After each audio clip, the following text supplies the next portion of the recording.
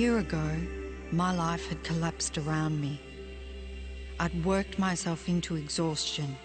My father died suddenly, and my relationships were in turmoil. Little did I know at the time, out of my greatest despair was to come the greatest gift.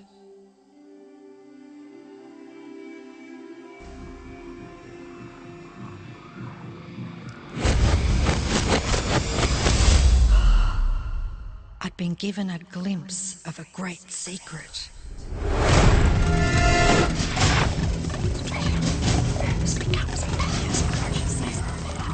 I began tracing the secret back through history.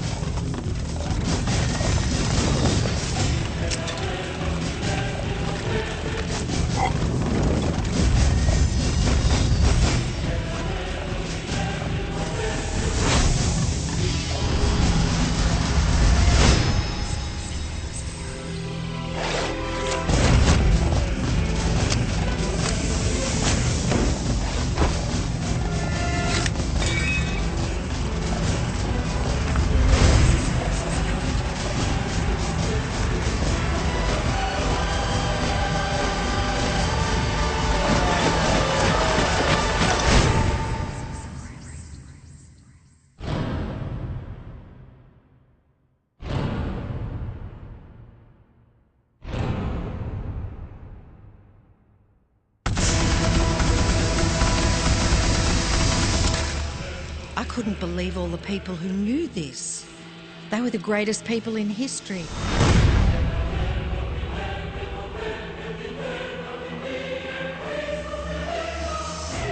Why doesn't anyone know this?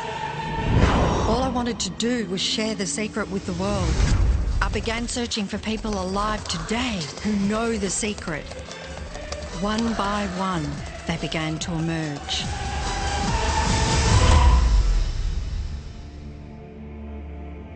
You know, this secret gives you everything you want.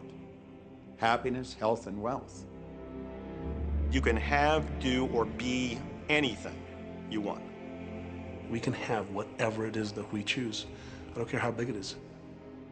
What kind of a house do you want to live in? Do you want to be a millionaire? What kind of a business do you want to have? Do you want more success? What do you really want?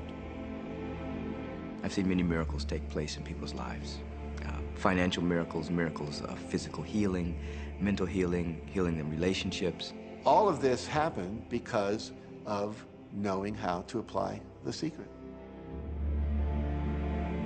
This is the great secret of life.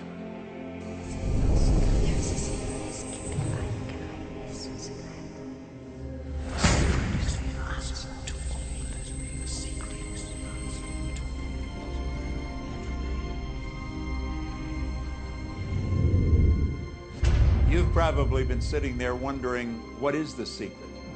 I'll tell you how I have come to understand it. We all work with one infinite power. We all guide ourselves by exactly the same laws. The natural laws of the universe are so precise that we don't even have any difficulty building spaceships. We can send people to the moon, and we can time the landing with the precision of a fraction of a second. I don't care if you're in India, if you're in Australia, New Zealand, Stockholm, or London, or Toronto, or Montreal, or New York. We're all working with one power, one law. It's attraction. The secret is the law of attraction. Everything that's coming into your life, you are attracting into your life. And it's attracted to you by virtue of the images you're holding in your mind. It's what you're thinking. You see, whatever is going on in your mind, you are attracting to you. Now, wise people have always known that. You can go right back to the ancient Babylonians. They've always known this. It's a small, select group of people. Why do you think that 1% of the population earns around 96% of all the money that's being earned? Do you think that's an accident? It's no accident. It's designed that way. They understand something. They understand the secret. And you are being introduced to the secret. The simplest way for me to look at the law of attraction is if I think of myself as a magnet, and I know that a magnet will attract to it.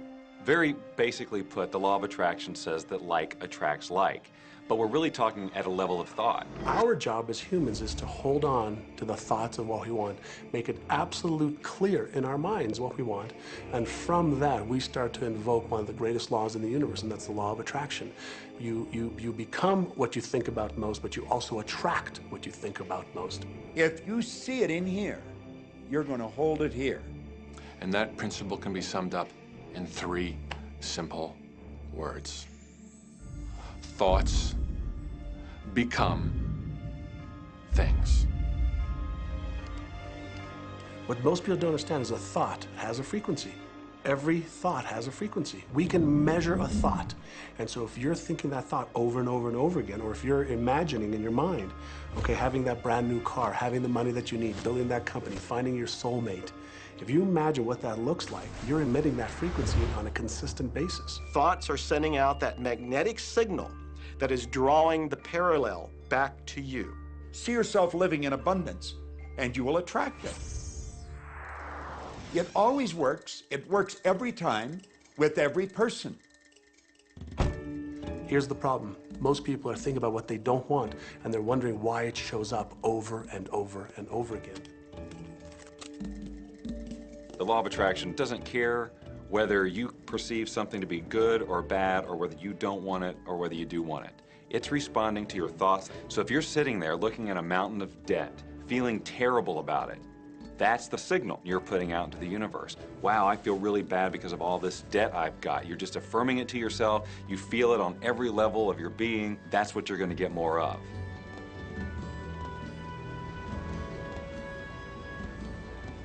So when you're looking at that thing you want and you're saying yes to it, you're activating a thought. And the law of attraction is responding to that thought and bringing you things that match that. But when you are looking at something that you do not want and you shout no at it, you are actually not pushing it away. Instead, you are activating the very thought of what you do not want, and now law of attraction is lining those things up for you also. This is a universe that is based upon attraction. Everything is about attraction. The law of attraction is always working. Whether you believe it or understand it or not, it's always working. You might be thinking about the past or the present or the future, but whether you're remembering or observing or imagining, still in that process you are activating thought. And law of attraction, which is the most powerful law in the universe, is responding to your thought. Creation is always happening. Every time an individual has a thought or a prolonged, chronic way of thinking, they're in the creation process. Something is going to manifest out of those thoughts. Law of attraction says, we'll give you whatever it is you say and focus on. And so if you're complaining about how bad it is, what you're creating is more of how bad it is. Oh, look, I found that!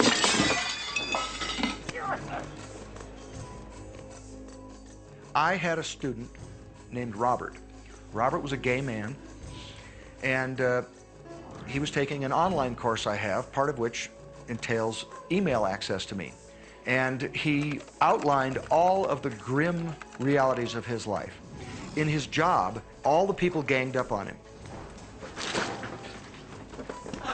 And it was constantly stressful because of how nasty they were with him. When he walked down the street, he said every block he was accosted by homophobic people who wanted to abuse him in some way. He was wanting to become a stand-up comedian. And when he went out and did a stand-up comedy job, everybody heckled him about being gay. And his whole life was one of a lot of unhappiness and misery, and it all focused around this idea of being attacked because he was gay. I began to teach him that he was focusing on what he did not want.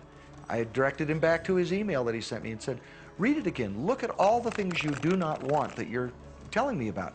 And I can tell you're very passionate about this. When you focus on something with a lot of passion, it makes it happen even faster.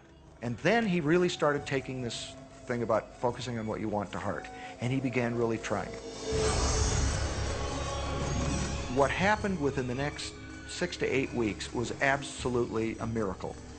He said that all the people in his office that had been harassing him either transferred to another department, quit working at the company, or started totally leaving him alone, and he began to love his job. He noticed that when he was walking down the street that nobody came up to him and harassed him anymore. They just weren't there. I'm a very, very gay man. When he went and did his stand-up comedy routines, he started getting standing ovations and nobody was heckling him. His whole life changed because he changed from focusing on what he did not want, what he was afraid of, what he wanted to avoid, to focusing on what he did want. So we may be very positive in our outlook and orientation, and we tend to attract positive people and positive events and circumstances. We may be very negative in our orientation, or very angry, in which case we tend to attract negative, angry people and negative, angry circumstances. And so you end up attracting to you the predominant thoughts that you're holding in your awareness, whether those thoughts are conscious or whether they're unconscious. That's the rub. If you look very carefully when it comes to the secret and the power of our mind and the power of our intention in our daily lives, it's all around us. All we got to do is open our eyes and look. You see law of attraction evidenced in your society when you see that the one who speaks most of illness has it, when you see that the one who speaks most of prosperity has it. Law of attraction is evident everywhere around you if you are understanding what it is. It has to do with you being a magnet, attracting thought, attracting people, attracting events, attracting lifestyle. Indeed, everything that you bring into your experience, you bring because of this powerful law of attraction. I mean, I'm not talking to you from the point of view of just wishful thinking or imaginary craziness. I'm talking to you from a deeper, basic understanding. Quantum physics really begins to point to this discovery. It says that you can't have a universe without mind entering into it, that the mind is actually shaping the very thing that is being perceived. Now, if you don't understand it, doesn't mean you should reject it. You don't understand electricity, probably. First of all, no one even knows what electricity is, and yet you enjoy the benefits of it. Do you know how it works? I don't know how it works, but I do know this, that you can cook a man's dinner with electricity, and you can also cook the man. People oftentimes, when they begin to understand the great secret, become frightened of all of these negative thoughts that they have. Two things they need to be aware of. One, it has been proven now scientifically that an affirmative thought is hundreds of times more powerful than a negative thought. So that eliminates a degree of worry right there. You live in a reality where there is this buffer of time, and truly that serves you. You're really not wanting to be in an environment where your thoughts manifest immediately.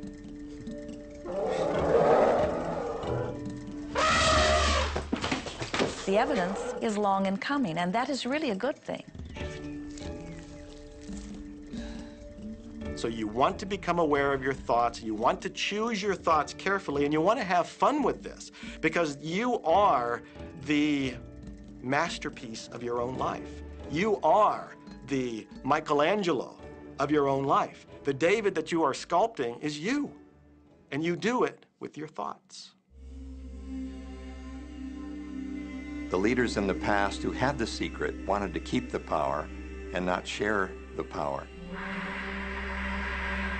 So they kept people ignorant of the secret. People went to work, they did their job, they came home.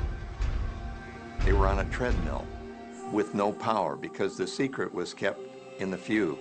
We live in a universe in which there are laws. Just as there's a law of gravity, if you fall off a building, it doesn't matter whether you're a good person or a bad person, you're gonna hit the ground. Everything that's around you right now in your life, including the things you're complaining about, you've attracted. Now, I know at first blush that's going to be something that you hate to hear. You know, you're going to immediately say, I didn't attract the car accident. I didn't attract this particular client. I didn't particularly attract the debt. I didn't attract whatever it happens to be that you're complaining about. And I'm here to be a little bit in your face and to say, yes, you did attract it. And this is one of the hardest concepts to get. But once you've accepted it, it's life transforming. This is part of the overall giant secret here. And most of us attract by default. We just think that we don't have any control over it. Our thoughts are on autopilot, our feelings are on autopilot, and so everything is just brought to us by default. Now, if this is your first time to hear this, it may feel like, oh, I have to now monitor my thoughts. This is going to be a lot of work. It will seem like that at first, but that's where the fun begins. We do not encourage that you try to monitor your thoughts. That will sort of make you crazy. There are so many thoughts coming to you from so many different directions about so many different subjects. That's where your emotional guidance system comes in. Your emotions, your emotional guidance system is what helps you to understand what you're thinking. So your thoughts cause your feelings. The emotions are this incredible gift that we have to let us know what we're attracting. There are only two emotions from our perspective. One feels good and one feels bad. You call them all sorts of different things, but essentially, all of those negative emotions, whether you call it guilt or anger or frustration, all feel much the same. They do not feel good. And all of those are guidance saying that which you are thinking about right now is not in line with what you are really wanting. On another level, it's called bad frequency or bad vibes or whatever you want to call it. The one that feels good, that feeling of hope or happiness or love, that good feeling, that positive emotion, is guidance saying that which you are thinking right now is in alignment with what you are wanting. So it's really so simple. It's right there. The answer is, what am I attracting right now? Well, how do you feel? I feel good. Well, good. Keep doing that. Our feelings are a feedback mechanism to us about whether we're on track or not, whether we're on course or off course. The better you feel, the more in alignment you are. The worse you feel, the more out of alignment you are. What you are doing as you are moving through the variety of your day-to-day experience is you are offering thoughts that are literally formulating your future experience. And you can tell by the way you feel if the things that you're moving toward will please you when you get there.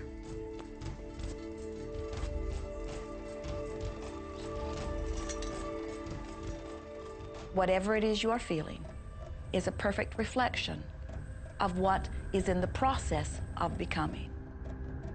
And you're getting exactly what you're feeling about, not so much what you're thinking about. That's why people, if they stub their toe out of bed, they tend to spiral.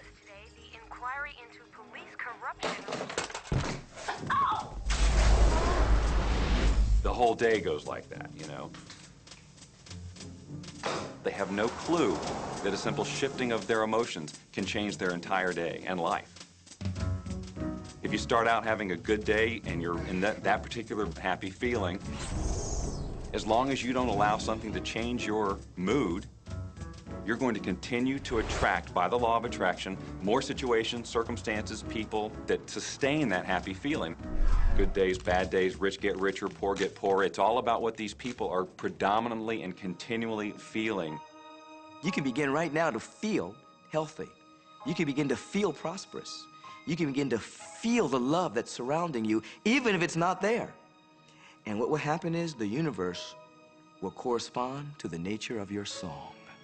The universe will correspond to the nature of that inner feeling and manifest, because that's the way you feel. So basically, what you focus on with thought and feeling is what you attract into your experience, whether or not it's something you want. What you think and what you feel and what manifests is always a match. every single time, no exception. It's hard to swallow. But when we can begin to open ourselves up to that, the ramifications are awesome. It means that whatever thought has done in your life, it can be undone through a shift in your awareness.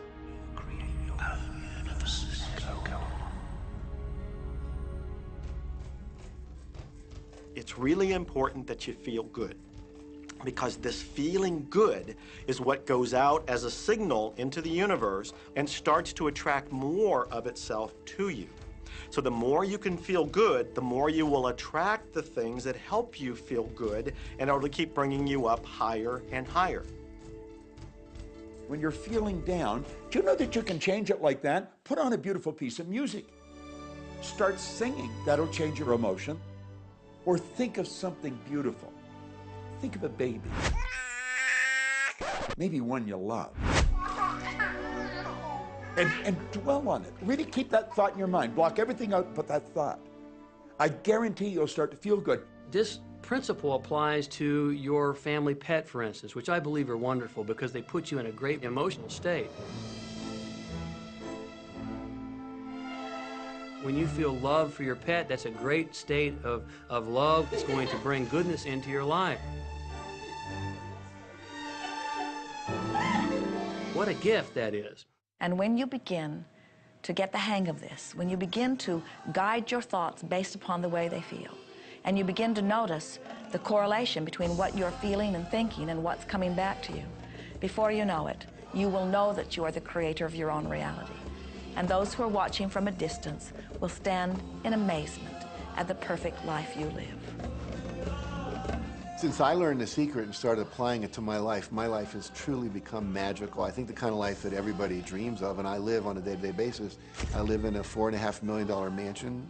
I have a wife to die for. I get to vacation in all the fabulous spots of the world. I've climbed mountains, I've explored, I've been on safaris. And all of this happened and continues to happen because of knowing how to apply the secret. Life can be absolutely phenomenal, and it should be, and it will be, when you start using the secret.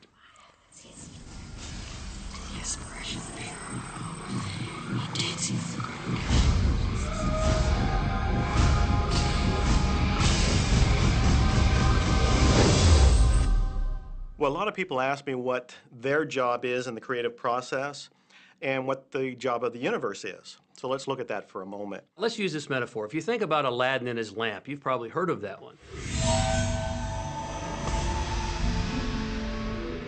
I mean, Aladdin picks up the lamp and he dusts it off, and out pops the genie.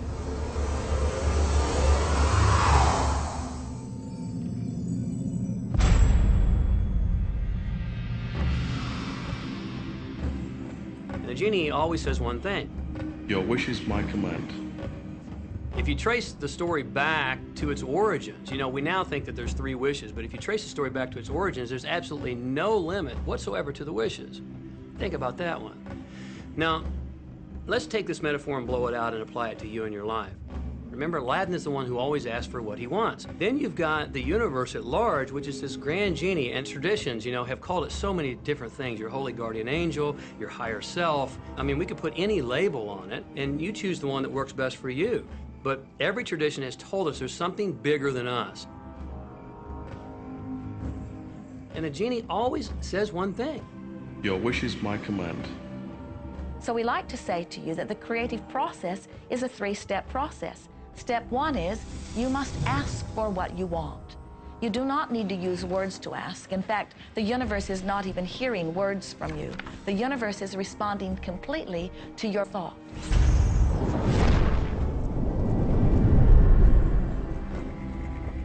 What do you really want?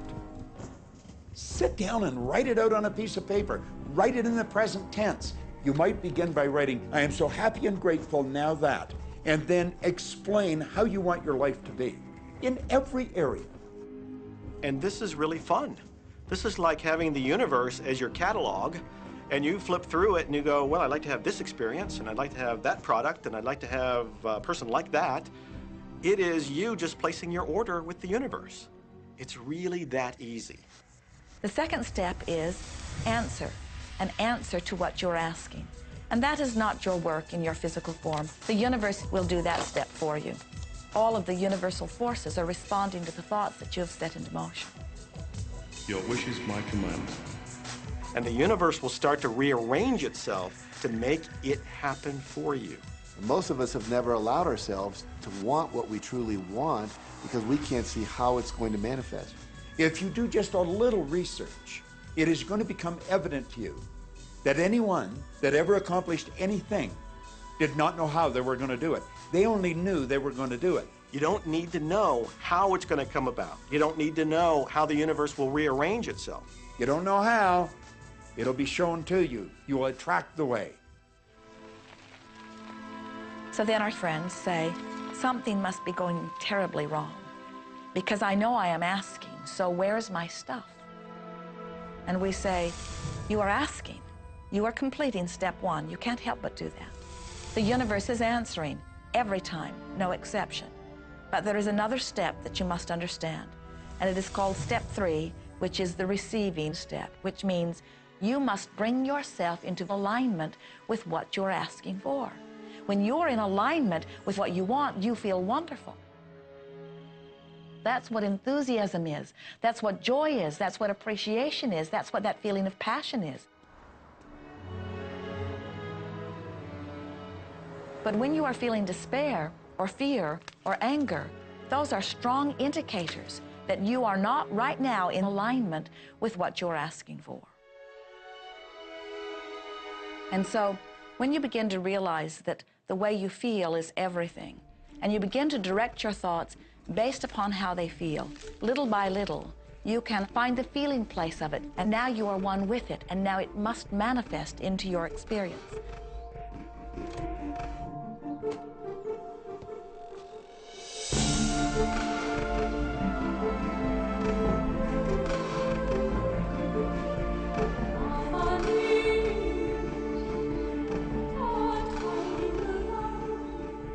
And when you turn that fantasy into a fact, you're in the position to build bigger and better fantasies. And that, my friend, is the creative process. So the law of attraction, the study and practice of the law of attraction is just figuring out what will help you generate the feelings of having it now. Go test drive that car. Go shop for that home. Get in the house. Do whatever you have to do to generate the feelings of having it now and remember them.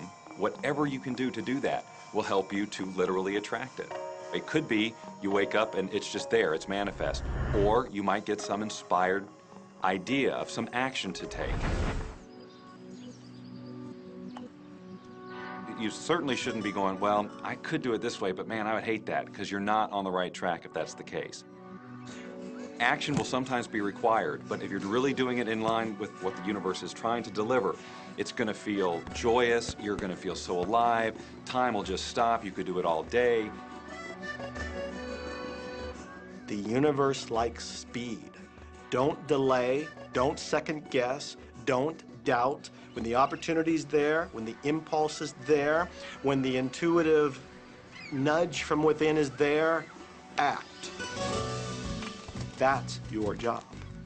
And that's all you have to do. You will attract everything that you require. If it's money you need, you'll attract it. If it's people you need, you'll attract it. If it's a certain book you need, you'll attract it. You've got to pay attention to what you're attracted to. Because as you hold images of what you want, you're going to be attracted to things and they're going to be attracted to you. But it literally moves into physical reality with and through you. And it does that by law. You can start with nothing. And out of nothing and out of no way, a way will be made. Think of this, a car driving through the night, the headlights only go 100 to 200 feet forward. And you can make it all the way from California to New York, driving through the dark, because all you have to see is the next 200 feet. And that's how life tends to unfold before us. And if we just trust that the next 200 feet will unfold after that, and the next 200 feet will unfold after that, your life will keep unfolding, and it will eventually get you to the destination of whatever it is you truly want, because you want it. Take the first step. You don't have to see the whole staircase. Just take the first step. Well, another thing people wonder about is how long is this going to take? How long will it take to manifest the car, the relationship, the money, whatever it happens to be? Well, I don't have any rule book that says it's going to take you 30 minutes or 3 days or 30 days. I think it's more a matter of you being in alignment with the universe itself. Size it's nothing to the universe. It is no more difficult to attract on a scientific level something that we consider huge to something that we consider infinitesimally small. The universe does everything it does with zero effort. Grass doesn't strain to grow. It's effortless. It's just this great design. It's all about what's going on up here. It's about what we put in place, saying this is big, it's going to take some time. This is small, oh, I'll give it an hour. You know, those are our rules that we define. There are no rules according to the universe. You provide the feelings of having it now, it will respond. Some people have an easier time with little things, and so we sometimes say, well, start with something small, like a cup of coffee. Make it your intention to attract a cup of coffee today. Hold an image of talking to an old friend that you haven't seen for a long time. Somehow or another, somebody's going to start talking to you about that person. That person's going to phone you, or you'll get a letter from them. People are amazed how that I line up car parks, and I've done this right from when I first understood The Secret. I would visualize a car space exactly where I wanted, and 95% of the time it would be there for me, and I'd just pull straight in. 5% of the time I'd have to wait just a minute or two, and the person would pull out and I'd pull in. So I do that all the time.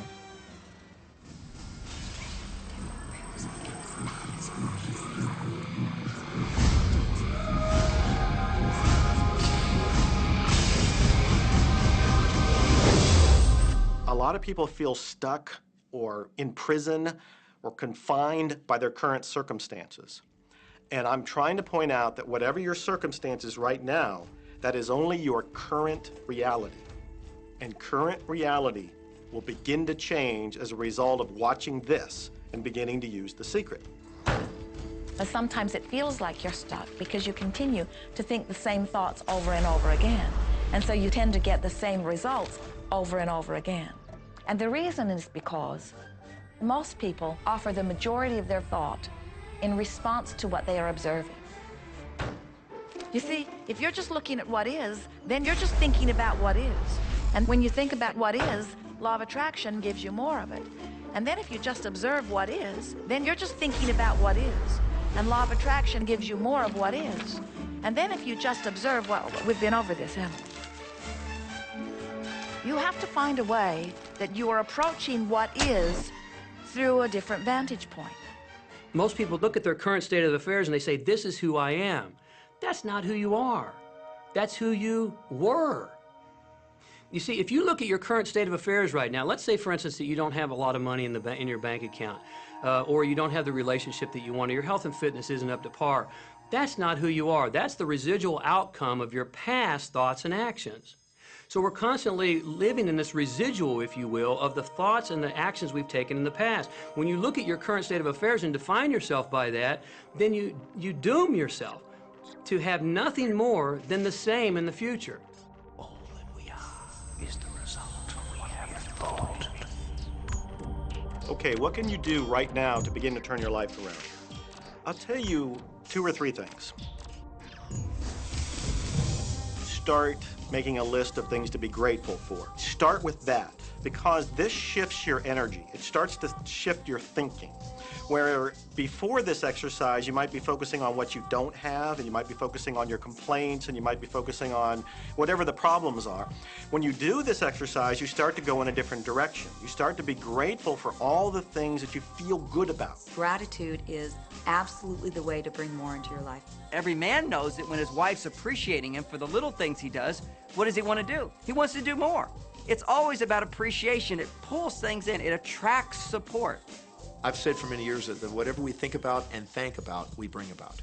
Because that's that feeling that you have to have, you know. And so for me, it's been such a powerful exercise every morning to get up and say thank you. Every morning when my feet hit the floor, thank you. And then I start running through what I'm grateful for as I'm going to brush my teeth and do the things I do in the morning.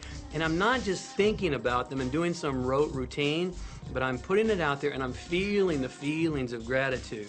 Because as soon as you start to feel differently about what you already have, you will start to attract more of the good things, more of the things you can be grateful for. Because you can look around and say, well, look, I don't have the car I want, I don't have the house I want, I don't have the health I want, I don't have the spouse I want. Whoop, back up, back up. Those are all the things you don't want. Focus on what you already have that you're grateful for. And it might be you have the eyes to watch this. It might be the clothes that you have. Yes, you might prefer something else, and you might get something else pretty soon if you start feeling grateful for what you have.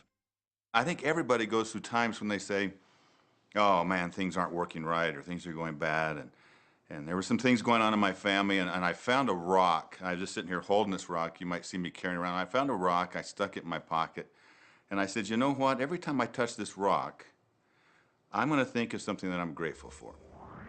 And so every morning when I get up in the morning, I pick it up off the dresser, I put it in my pocket, and I go through the things that I'm grateful for. At night, what do? You empty your pocket, and there it is again. And I've had some different experiences with that. I've had some amazing experiences. I had a guy from South Africa, and he saw me drop it. He said, what is that? Well, what's that? I explained it to him, so he started calling it a gratitude rock. Gratitude rock. 2 weeks later, I got an email from him from South Africa. And he said, my son is dying from a rare disease. It's a type of hepatitis. He said, would you send me 3 gratitude rocks? Now, they're just rocks I found off the street, you know? So I said, sure. I had to make sure that the rocks were very special. And so I went out to the stream, looked, picked out the right rocks, and sent them off to him. 4 or 5 months later, I get an email from him. He said, my son's better. He's doing terrific. And he said, but you need to know something. He says, we've sold over 1,000 rocks at $10 a piece as gratitude rocks, and we've raised all this money for charity. Thank you very much. And so it's very important to be in an attitude of gratitude, as I call it. Another thing that I would suggest that you do right now to turn your life around, and this is so huge that I can't find the words to describe just how powerful this can be for you.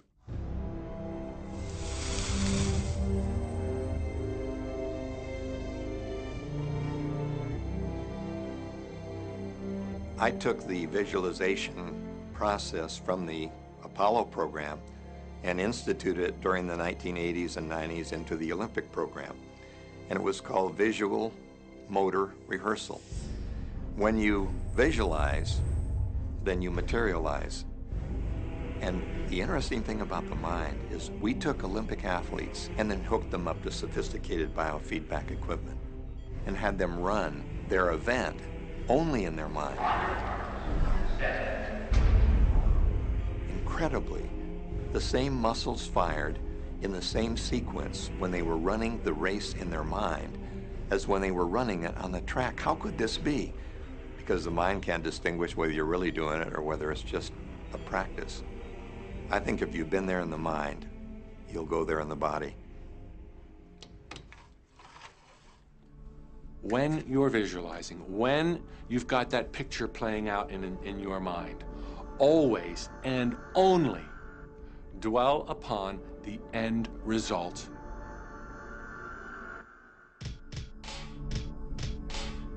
Here's an example. Look at the back of your hands right now. Really, look at the back of your hands. The color of your skin, the freckles, the blood vessels, the rings, the fingernails, the fake fingernails. Take in all those details right before you close your eyes. And then see those hands, your fingers, wrapping around the steering wheel of your brand new car.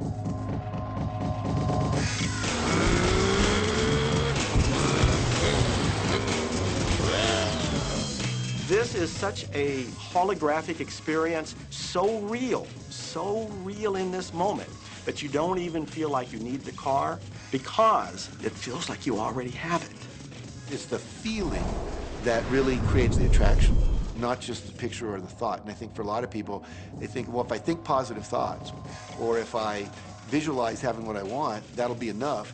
But if you're doing that and still not feeling abundant or feeling, you know, loving and joyful, then it doesn't, from my mind, really create the power of the attraction. This is where the secret actually moves into action.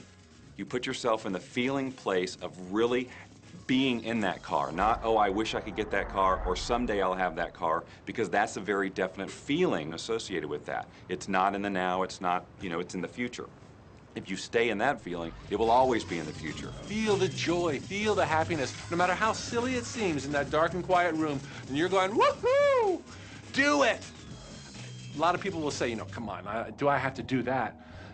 How bad do you want change?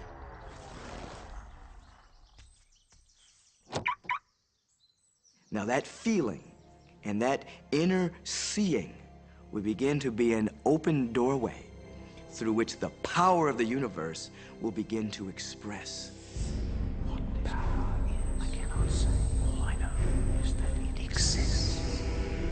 Our job is not to figure out the how. The how will show up out of the commitment and the belief in the what. The hows are the domain of the universe. It always knows the shortest, quickest, fastest, most harmonious way between you and your dream. If you turn it over to the universe, you will be surprised and dazzled by what is delivered to you. This is where magic and miracles happen. Well, I would say you want to do this virtually daily, but my disclaimer is this should never be a chore. What's really bottom line importance here to the whole secret is feeling good. You want to feel exhilarated by this whole process. You want to be high, happy, in tune as much as possible. The only difference between people who really are living this way and people who aren't, living in the magic of life, is that the people who are living in the magic of life have habituated ways of being. They have habituated this process, and magic happens with them wherever they go, because they remember it and they do it all the time, not as a one-time event. People hold that for a while, and they're really a champion at it. And they say, you know what, I'm fired up, I saw this program, and I'm gonna change my life. And yet, results aren't showing, and beneath the surface, it's just about ready to break through. And someone will look at the surface results and go, this stuff doesn't work. And you know what? The universe says, your wish is my command. And it goes down. Knowing the law of attraction, I wanted to really put it to use and to see if it was, what would happen. And in 1995, I started to create something called a vision board, where I take something that I would want to achieve, or something that I want to attract, like a car or a watch or the soulmate of my dreams, and I'd put a picture of what I wanted up on this board called the vision board. And every day I would sit in my office and I would look up at this board and I would start to visualize. I would really get into the state of having already acquired it. And I was getting ready to move as we put all the furniture, all the boxes put into storage. And I made 3 different moves over a period of 5 years. And then I ended up in California and bought this house, renovated it for a year, and then had all the stuff brought from my former home 5 years earlier. One morning, about 7:30 in the morning, my son comes into my office, and one of the boxes that was sealed for 5 years was right at the doorstep. And my son, Keenan, was sitting on the box, banging away at the box, and I said, sweetheart, will you please stop me? I'm doing some work here. And he says, what's in the boxes, Daddy? And I said, well, honey, those are my vision boards. What's a vision board? I said, well, it's where I put all my goals up. I cut them out and I put all my goals up as something that I want to achieve in my life. And of course, at 5.5 years old, he didn't understand it. So I said, sweetie, let me just show you, because that'll be the easiest way to do it. And so I cut the box open. And when I pulled up the vision boards, there was a picture on there of a home that I was visualizing 5 years earlier. And what was shocking to me was we were living in that house, not a house like it. I had bought my dream home, renovated it, and didn't even know it. But I looked at that house, I started to cry because I was just blown away. Why are you crying? Honey, I finally understand how the law of attraction works. I finally understand the power of visualization. I finally understand everything that I've read, everything that I've worked with my whole life, the way I've built companies. It worked for my home as well. And I bought our dream home and didn't even know it. It is the preview of life's attraction. Decide what you want. Believe you can have it. Believe you deserve it. Believe it's possible for you. And then close your eyes every day for several minutes and visualize having what you already want and feeling the feelings of already having it. Come out of that and focus on what you're grateful for already. And really enjoy it, okay? And then go into your day and release it to the universe and trust that the universe will figure out how to manifest it.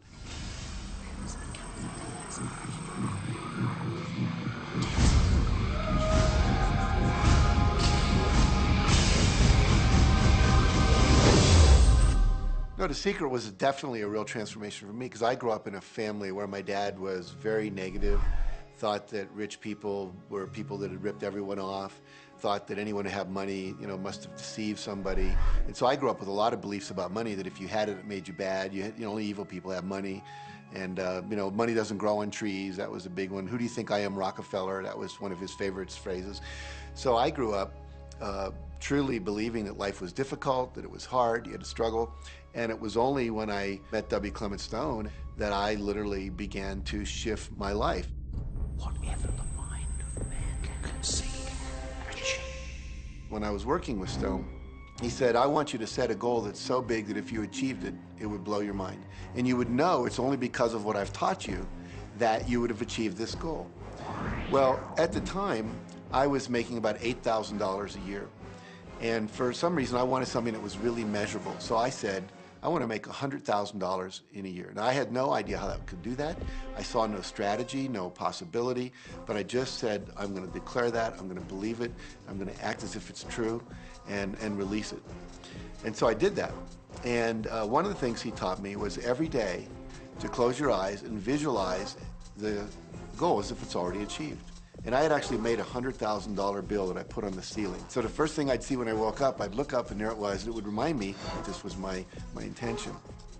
And then I would close my eyes and visualize having this $100,000 a year lifestyle. And interestingly enough, nothing major happened for about 30 days. You know, I didn't have any great breakthrough ideas, no one was offering me more money. And all of a sudden, I was in the shower, it was about 4 weeks into it, and I had a $100,000 idea. It just came right into my head. I had a book I had written, and I said, if I could sell 400,000 copies of my book at $0.25 each, that'd be $100,000. Now, the book was there, but I never had this thought. And one of the secrets, I think, is that when you have inspired thought, you have to trust it, and you have to act on it. Now, I didn't know how to do that. I didn't know how I was going to sell 400,000 copies. We'd never done that. And then I saw the National Enquirer at the supermarket. I had seen that millions of times, and it was just background. And all of a sudden, it jumped out of me as foreground, and I thought, wow, if readers knew about my book, certainly 400,000 people would go out and buy it. And about 6 weeks later, I gave a talk at Hunter College in New York to 600 teachers, and this lady comes up at the end and she says, that was a great talk. I'd like to interview you. Let me give you my card. And I said, who do you write for? I'm a freelancer, but I sell most of my stuff to the National Enquirer. You know, and I had this little theme from the Twilight Zone went off in my head. Na, na, na, na, na, na. You're like, whoa, this stuff's really working. So that article came out, and our book sales started to take off. But the point I want to make is that I was attracting into my life all these different events, including this person. And to make a long story short, I did not make $100,000 that year. We made $92,327. But do you think we were like depressed and going, this doesn't work? No, we were going, whoa, this is amazing. And so my wife said to me, wow, if it works for 100,000, you think it'll work for $1 million? And I said, I don't know. I think so. Let's try it. My publisher actually wrote me a check as a royalty check for our first Chicken Soup for the Soul book. And he actually put a smiley face in his signature because it was the first $1 million check he'd ever written. And so I know from my own experience, because I wanted to test it, does this secret really work? And when we put it to the test, it absolutely worked. And now I live my life from that every single day. Well, I can just imagine what a lot of people that are watching this are thinking. And that is, how can I attract more money into my life? How can I get more of the green stuff? How can I get more wealth and prosperity? How can I, when I love my job, deal with the credit card debt that I have? And the realization that maybe there's a ceiling on the money that can come in because it's coming to me through my job. How can I bring in more? Intend it. This goes back to one of the things we've been talking about throughout the whole secret. Your job is to declare what you would like to have from the catalog of the universe. Well, if cash is one of them, say how much you would like to have. I would like to have $25,000 unexpected income within the next 30 days. or whatever it happens to be. It should be believable for you. Most people have a goal of getting out of debt. That'll keep you in debt forever. Whatever you're thinking about, you will attract. You'll say, but it's get out of debt. I don't care if it's get out or get in. If you're thinking debt, you're attracting debt. Set up an automatic debt repayment program and then start to focus on prosperity. So many times people say to me, well, I'd like to double my income in the next year. But then you look at their actions and they're not doing the things that are going to make that happen. And they'll turn right around and go, well, I can't afford that. Okay, guess what? Your wish is my command. As you are fussing about not having enough money, as you are talking to your friend about not having enough money, as you are feeling unhappy about not having enough money, you are actually activating within yourself or continuing the activation of a thought that is very different from the desire that you have launched. What it just comes down to is you just can't want more money and focus upon not enough. When I first understood The Secret, I was getting bills. Every day I'd get a bunch of bills in the mail. And I thought, how do I turn this around? The law of attraction states that what you focus on, you will get. So I got a bank statement. I whited out the total and I put a new total in there. I put exactly how much I wanted to see in the bank. So I thought, what if I just visualize checks coming in the mail? So I just visualize a bunch of checks coming in the mail. Within just 1 month, things started to change. And it is amazing. Today, I just get checks in the mail. I get a few bills, but I get more checks than bills. I grew up on you have to work hard for money, you have to work hard for money. And so I replaced that with money comes easily and frequently. Now, in the beginning, it feels like a lie, right? There was a part of your brain that will say, oh, you liar, it's hard. So you have to know it's this little tennis match that will go on for a while. When it comes to creating wealth, wealth is a mindset. It's all about how you think. I'd say 80% of my coaching that I do one-on-one with folks is about their psychology and the way they think. And I know when people are listening, they say, oh, well, you can do it, I can't. Every person has the capability to change the way they're in a relationship and conversation with money. I find so many people who maybe make a tremendous amount of money, but their relationships stink. That's a technical term, by the way. And that's not wealth. It really isn't. You can go after the money and you might get rich, but it doesn't guarantee you'll be wealthy. I'm not suggesting that money isn't a part of wealth. It absolutely is, but it's only a part. And then I meet a lot of people who are quote unquote spiritual, but they're sick and broke all the time. That's not wealth either. Life is meant to be abundant in all areas. Many people in Western culture are striving for success. They want to have the home, they want their business to work, they want all of these things. But what I found in my research is that having those things certainly doesn't guarantee what we really want, which is happiness. And that's when all those outer things come. They don't come from going after them first to get happiness. It's backwards.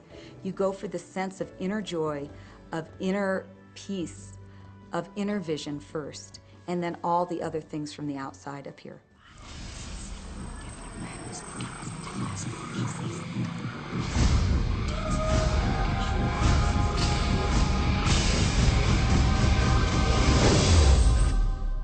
The secret means for me actually that we are creators of our universe, and that every wish of what we want to create will manifest in our life. Therefore, it's very important what you wish, what your thoughts are, what your feelings are, because it will manifest. Now, one day I went into somebody's home, and he was an art director of a very famous film producer. And in every corner, he had this beautiful image of a woman, a naked woman dressed with a fabric, kind of doing this, kind of saying, oh, I don't look at you, I don't see you, And I said, I think you have trouble in your romance. Are you a clairvoyant or something? No, but look, 7 places you have exactly that woman. But I love that kind of painting. I painted it myself. That's even worse, I said, because you put all your creation and your creativity in it. Now, he's this gorgeous-looking man. He has all these actresses around him because that's the work he does. He doesn't get romance. I said, what do you want? Well, I want to date 3 women a week. Okay, paint yourself with 3 women and hang it in every corner.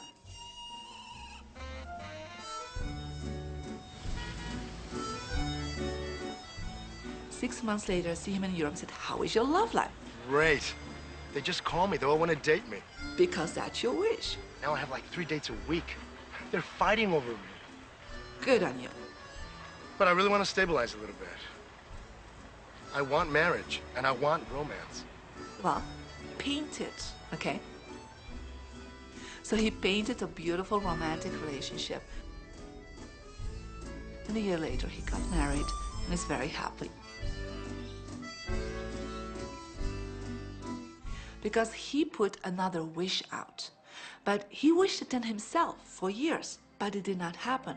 Because his wish could not manifest because the outer level of himself, his house, was just contradicting himself all the time. So if you know this knowledge, you should start playing with it. Inside relationships, it's important to first understand who's coming into the relationship. And I don't mean about your partner, I mean about you. How can you ever expect anyone else to enjoy your company if you don't enjoy your own company? And so, again, the law of attraction, or the secret, is about bringing that into your life, and you've got to get really, really clear. Here's the question I would ask you to consider. Do you treat yourself the way that you want other people to treat you? You become the solution for you. Don't now you owe me and you need to give me more. Instead, give more to yourself. Take time off to give to yourself, in a sense, to fill yourself up to fullness, to where now you can overflow in giving. I got into many relationships expecting my partner to show me my beauty. I needed to see him showing me my beauty because I didn't feel beautiful. Because when I was growing up, my sheroes were Charlie's Angels, the Bionic Woman, Wonder Woman.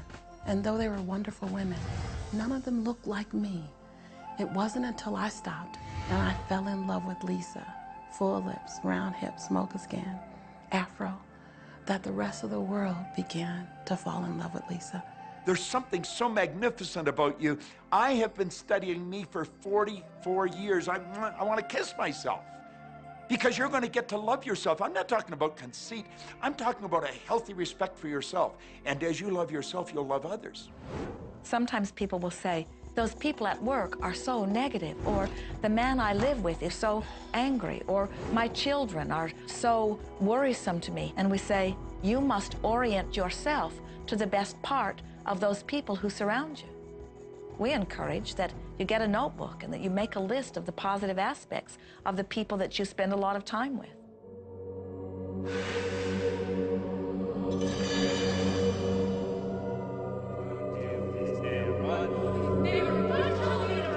There could be someone that you have a terrible experience with, a terrible relationship with. And in the privacy of your own mind, and with quite a bit of work, we will admit, as you focus upon things that you like most, those people will become that mostly to you. And even though you cannot create in their reality, if they are in a mood or an attitude that doesn't match the mood or an attitude that you have about them, they'll zig while you zag. Law of attraction will not put you in the same space together. Your frequencies don't match up. If you knew your potential to feel good, you would ask no one to be different so that you can feel good. You would free yourself of all of that cumbersome impossibility of needing to control the world or control your mate or control your child. You are the only one who creates your reality. For no one else can think for you. No one else can do it. It is only you, every bit of it you.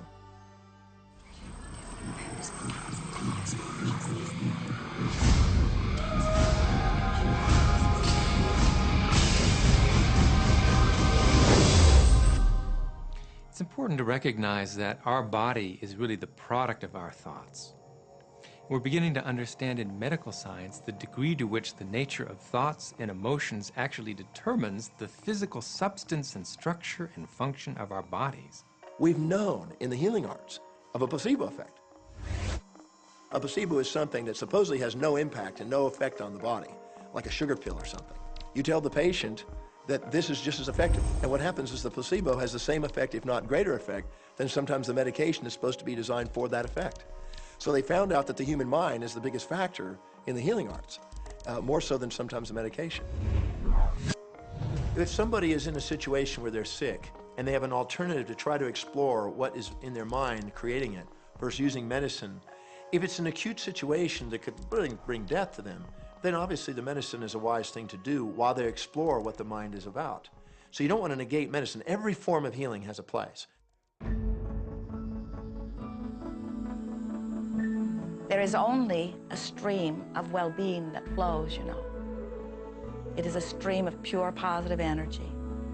And the universe, all that we know, is abundant with only that.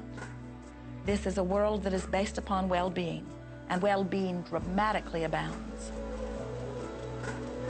And when you are allowing that stream to flow in its fullness, you feel very, very good. And when you are pinching it off a bit, you feel not so good.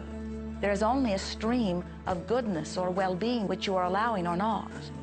And your magnificent emotions are telling you what the mix is, how you're doing in your allowing or your resisting of this connection.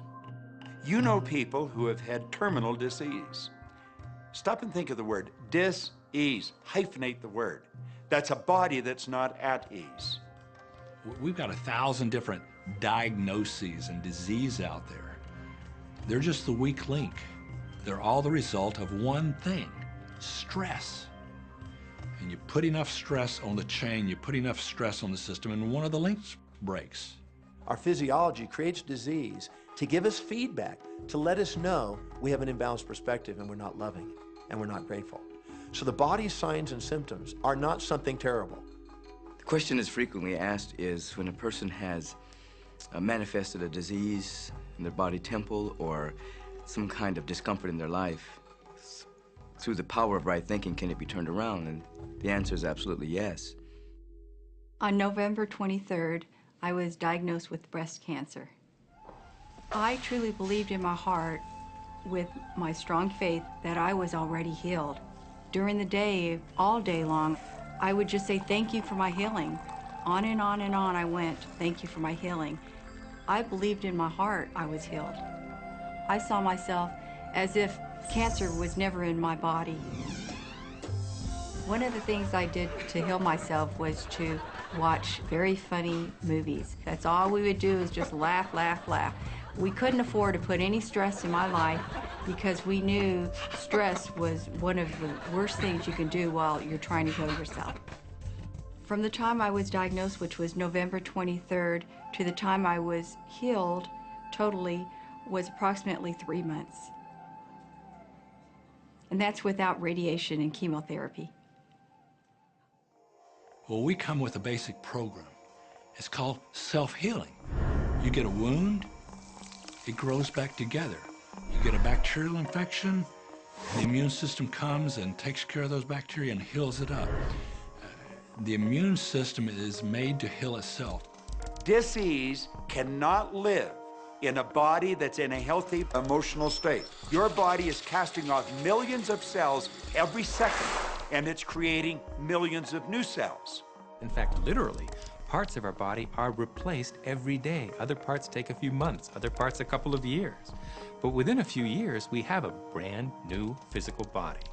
If you have a disease and you're focusing on it and you're talking to people about it, you're going to create more diseased cells. See yourself living in a perfectly healthy body.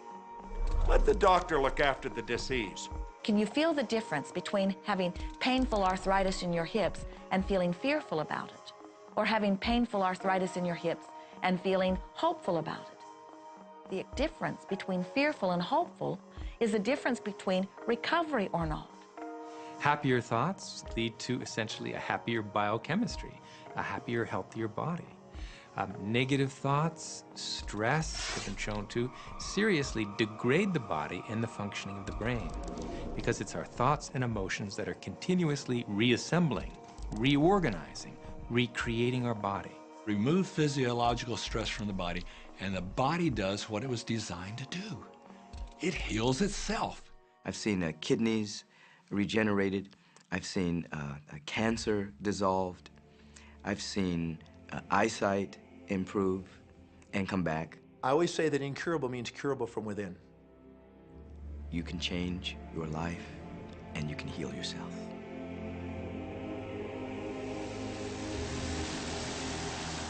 Well, my story begins on March 10, 1981. It really changed my whole life. It was a day I'll never forget. I crashed an airplane.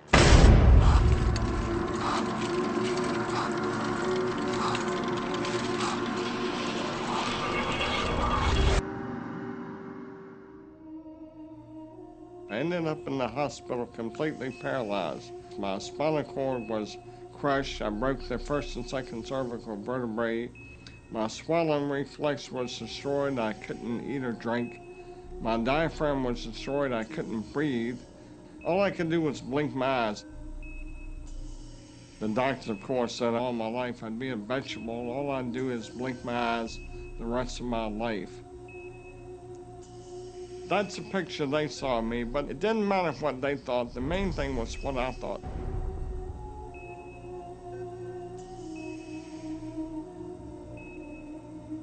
I picture myself being a normal person again, walking out of that hospital.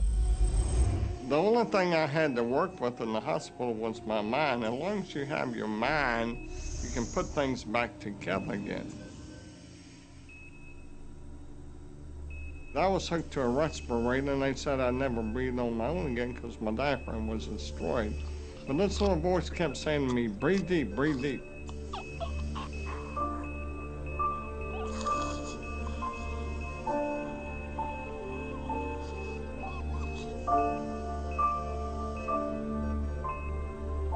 Finally, I was weaned from it. They were at a loss for an explanation. See, I could not afford to allow anything to come in my mind that would distract me from my goal and from my vision.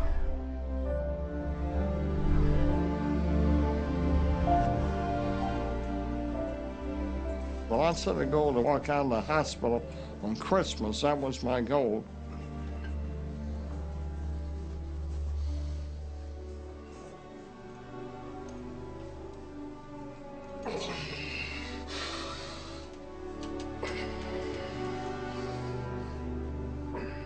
Eight months later, I walked out of the hospital on my own 2 feet. They said it couldn't be done. That's a day I will never forget. For people that are sitting out there right now watching this program that are hurting, if I wanted to sum up my life and sum up for people what they can do in life, I would sum it up this way in 6 words. Man becomes what he thinks about.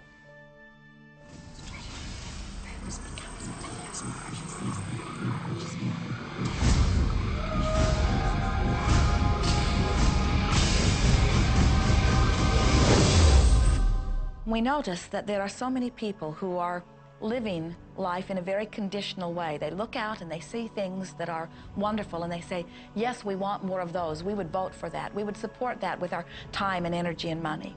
But then they look out and they see things that they do not want, terrible things that they do not want to live and that they do not want to see others live. And they say, we've got to do something about getting rid of those things. But they don't realize that as they push against the unwanted, they add power to it.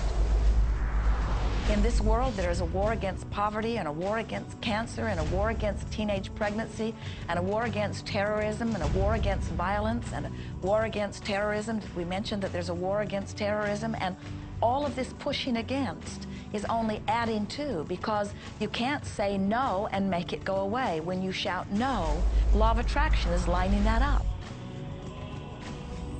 The reason that what you resist persists is because if you're resisting something, you're saying, no, I don't want this thing because it makes me feel this way, the way I'm feeling right now. So you're just putting out this really strong emotion of, wow, I really don't like this feeling, and it's there, and it just comes racing towards you. You know, the anti-war movement creates more war. The anti-drug movement has actually created more drugs because we're focusing on what we don't want, drugs. People will say, well, shouldn't I focus upon that? That is true. And we say, that is like saying, because someone gave their attention to something they did not want long enough that now it is manifested, I should do it too. And we say, we don't really understand that reasoning. Mother Teresa was brilliant. She said, I will never attend an anti-war rally. If you have a peace rally, invite me. You know, she knew. She understood the secret. I mean, look what she manifested in the world. So if you're anti-war, be pro-peace. If you're anti-hunger, be pro people having more than enough to eat. If you're anti a particular politician, be pro his opponent.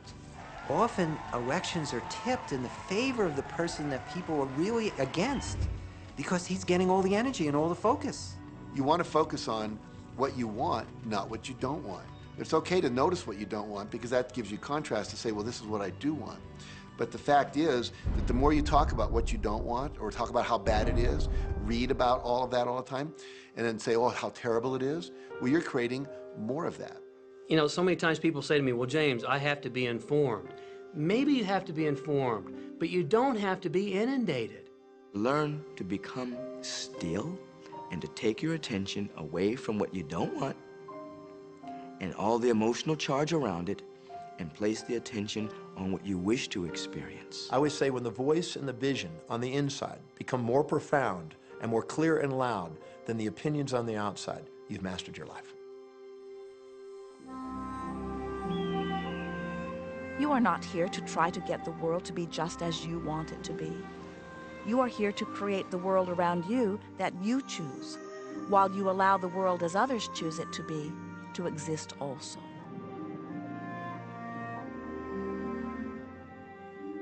One of the questions I get almost all the time, and it's probably on somebody's mind right now if it's not on yours, and that's the idea that, well, if everybody uses The Secret and they all treat the universe like a catalog, aren't we going to run out of stuff? Won't everybody just make a run for it and bust the bank? What's beautiful about the teaching of the Great Secret is that there's more than enough to go around for everyone. There is a lie that acts like a virus within the mind of humanity. And that lie is there's not enough good to go around. There's lack, and there's limitation, and there's just not enough. That lie has people living in fear, greed, stinginess, and those thoughts of fear, greed, stinginess, and lack become their experience.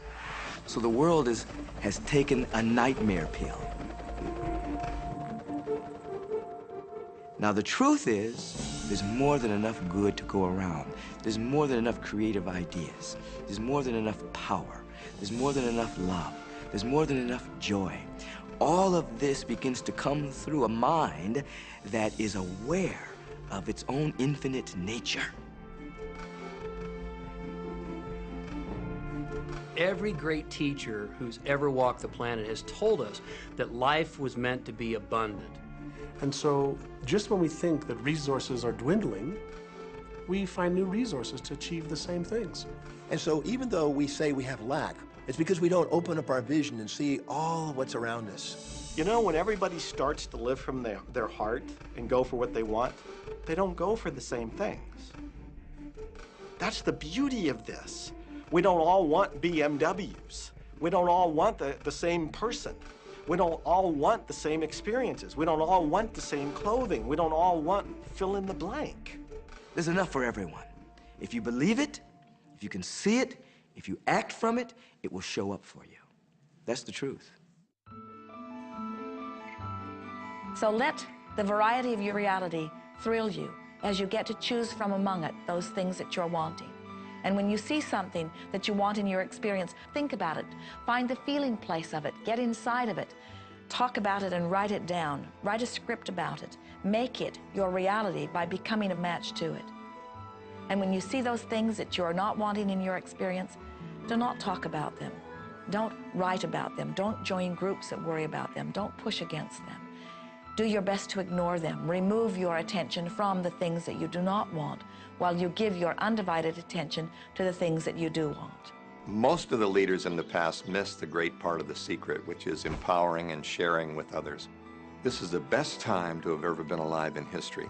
It's the first time we've ever had the power to gain knowledge at our fingertips.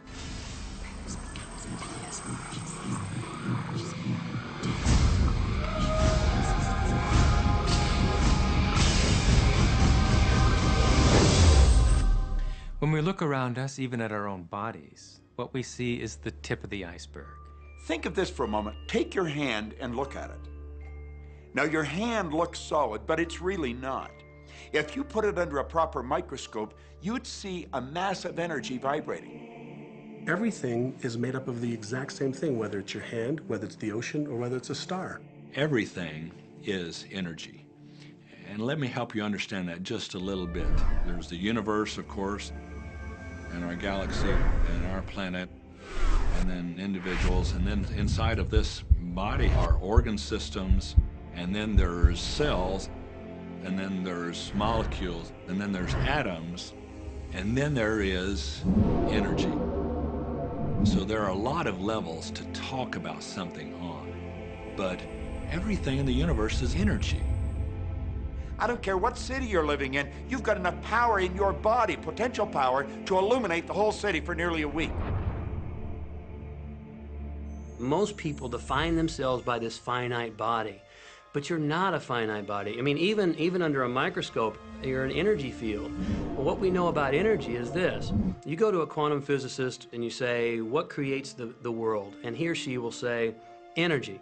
Well, describe energy. Okay, it can never be created or destroyed. It's always was, always has been. Everything that ever existed always exists. It's moving into form, through form, and out of form. Okay, great. You go to a theologian and you ask the question, what created the universe? And he or she will say, God. Okay, describe God. Always was and always has been, never can be created or destroyed, all that ever was, always will be, always moving into form, through form, and out of form. You see, it's the same description, just different terminology. And so if you think you're this meat suit running around, think again. You're a spiritual being. You're an energy field operating in a larger energy field. We're all connected. We just don't see it. There isn't an out there and an in here. Everything in the universe is connected. It's just one energy field. You are extensions of source energy, and you are here in these magnificent bodies, but your bodies have distracted you, for the most part, from who you really are. You are source energy. You are eternal beings. You are God force. You are that which you call God. Scripturally, we could say that we are the image and the likeness of God. We could say we are another way that the universe is becoming conscious of itself. We could say that we are the infinite field of unfolding possibility. All of that would be true. Every great tradition has told you that you were created in the image and the likeness of the creative source. That means that you have God potential and power to create your world, and you are. You are. And maybe you've created things to this point that are wonderful and worthy of you, and maybe you haven't. The question I'd ask you to consider is, do the results you have in your life, are they what you really want? And are they worthy of you? If they're not worthy of you, then when would now be the right time to change those? Because you have the power to do that. The power is under our control. You know, a lot of people feel like they're victims in life, and they'll often point to past events, perhaps growing up with an abusive parent or in a dysfunctional family. And I would add as a parenthesis here that most psychologists believe that about 85% of families are dysfunctional. So it's like all of a sudden you're not so unique. My parents were alcoholics, my dad abused me, my mother divorced him when I was 6. From the age of 13 to 18, I was involved in street gangs. I had a severe motorcycle accident. I was homeless at one point in Dallas. I lived in poverty for 15 years in Houston. When I was a child, I had learning difficulties, and I was considered learning disabled, and I was told I would never read, write, or communicate, never amount to anything, not go very far in life. I mean, that's almost everybody's story in some form or not. So that's just called so what. The real what is, what are you going to do now? What do you choose now? Because you can either keep focusing on that or you can focus on what you want. And when people start focusing on what they don't want falls away.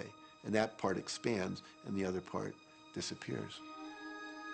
We are wanting you to come to the place where you're beginning to offer your thought deliberately, where you're guiding your thoughts on purpose, where you are the creator of your own experience because you are the manager of your own thoughts.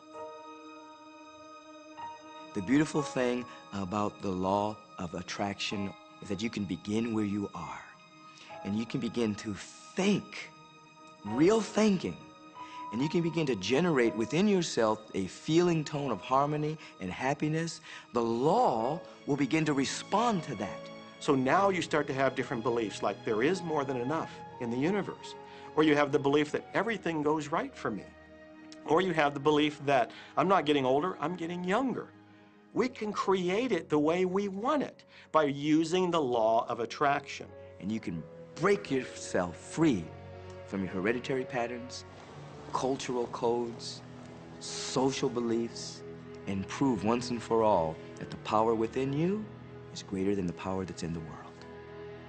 Some of you may be thinking, well, that's very nice, but I can't do that, or she won't let me do that, or he'll never let me do that, or I haven't got enough money to do that, or I'm not strong enough to do that, or I'm not rich enough to do that, I'm not. Every single I'm not is a creation. Whether you can or you can't, you are right. Are there any limits to this? Absolutely not. We are unlimited beings. We have no ceiling. The capabilities and the talents and the gifts and the power that is within every single individual on this planet is unlimited.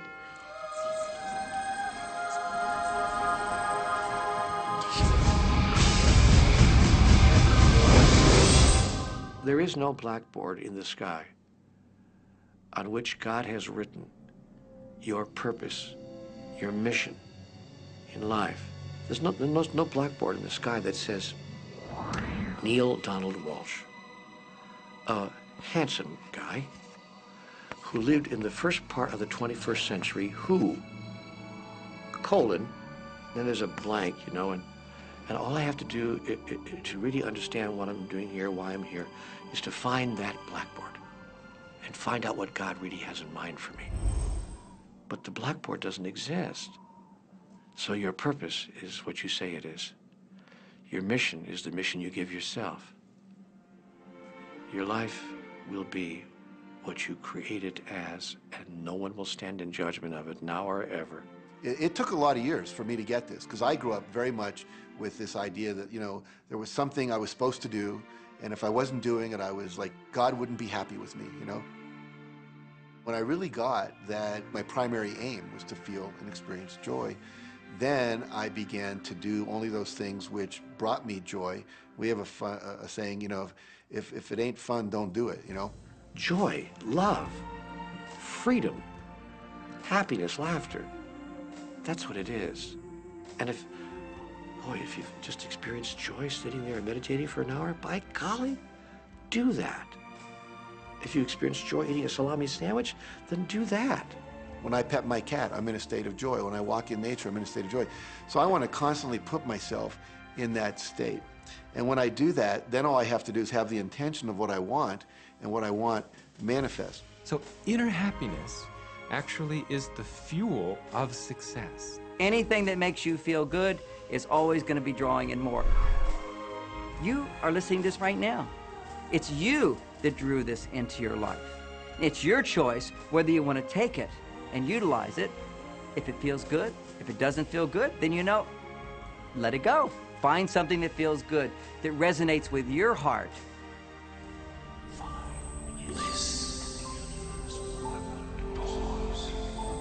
Joseph Campbell said, "Follow your bliss."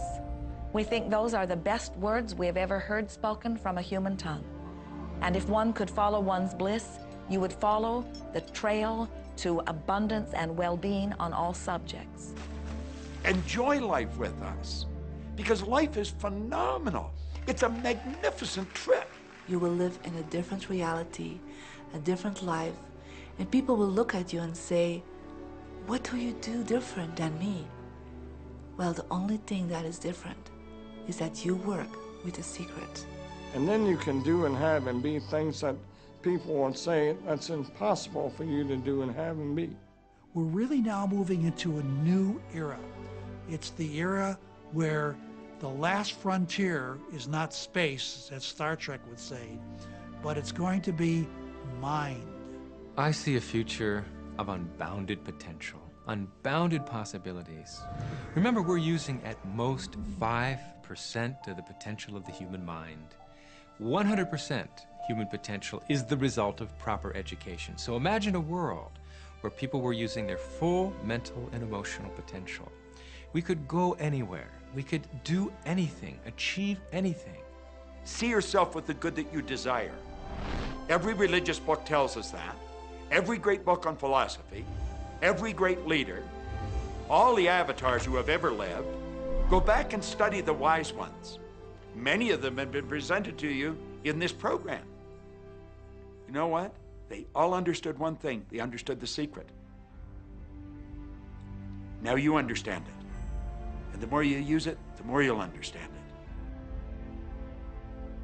it. You may be feeling that it would be easier to be hearing these words if they had come to you the first day of your experience upon this earth.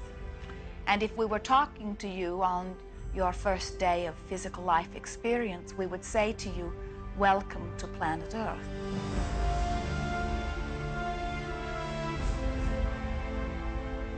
There is nothing that you cannot be or do or have. You are a magnificent creator, and you are here by your powerful and deliberate wanting to be here. Go forth, giving thought to what you are wanting, attracting life experience to help you decide what you want. And once you have decided, giving thought only unto that. Most of your time will be spent collecting data that will help you decide what it is you want. But your real work is to decide what you want and then to focus upon it. For it is through focusing upon what you want that you will attract it. That is the process of creating. I believe that you're great, that there's something magnificent about you. Regardless of what has happened to you in your life, regardless of how young or how old you think you might be, the moment you begin to think properly, there's something that is within you, there's power within you that's greater than the world, it will begin to emerge.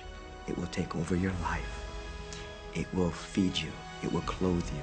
It will guide you, protect you, direct you, sustain your very existence if you let it. Now that is what I know for sure.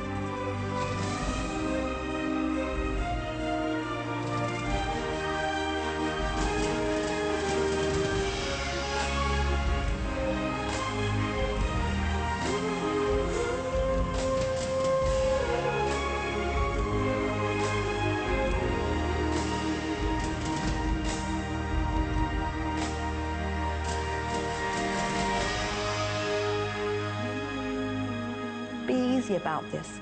Have fun with it. There is nothing you are supposed to do, only that which you want to do.